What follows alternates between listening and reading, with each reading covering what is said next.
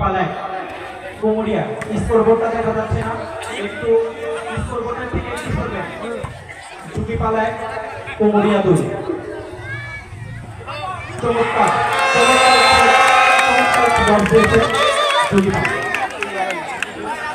অত্যন্ত বুদ্ধিমত্তার পরিচয় দিয়েছে।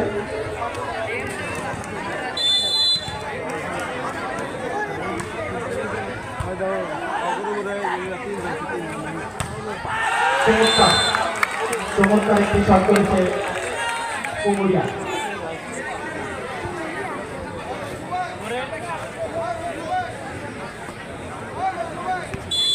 এই পাশ থেকে একটু সরে যেতে হবে, আমাদেরও বিধিবদ্ধ খেলা দেখতে কষ্ট হচ্ছে।